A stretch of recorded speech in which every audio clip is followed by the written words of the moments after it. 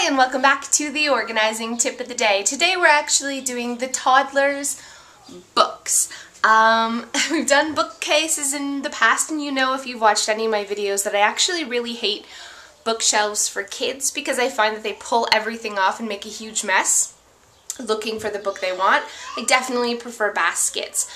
But that being said, my daughter's nursery is very small, so we have a bookcase. My father built it, I love it, but I've got a few tips to keep it as neat as possible. I do have to pick up books at the end of each day, or at least help her pick up her books, but I've got a few quick tips to make it, as easy as possible. So here we go.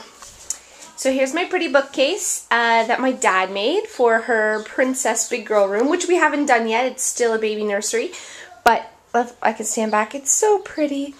So one thing that I love doing, of course, is displaying toys on shelves. And the reason is it just helps kids to respect their toys much better if instead of putting them in bins and baskets, you take a few of their special ones and put them on shelves and rotate them.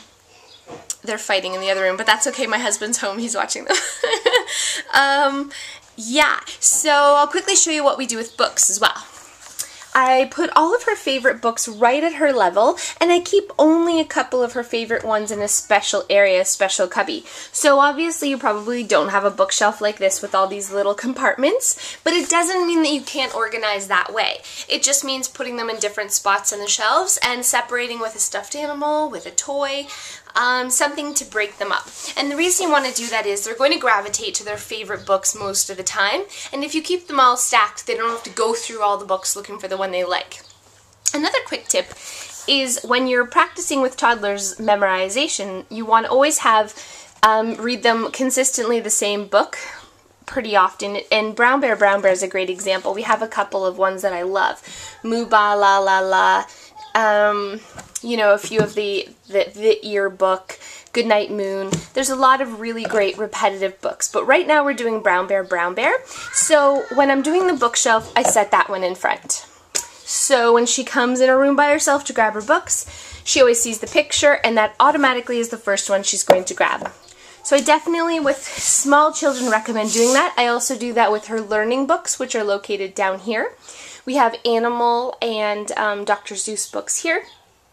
We have sound making books here, and all her Dora, as you can tell, she's a Dora freak, so all her Dora and Diego books go down there.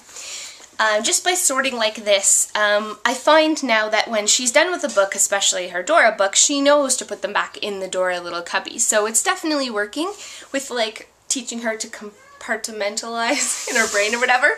Yeah, that's the tip. I gotta go. The kids are freaking out. But as you can see, just putting most of the books lined up but facing one forward is a great way of keeping it neat and tidy, and also teaching them to read certain books. They're screaming. Gotta go. Bye.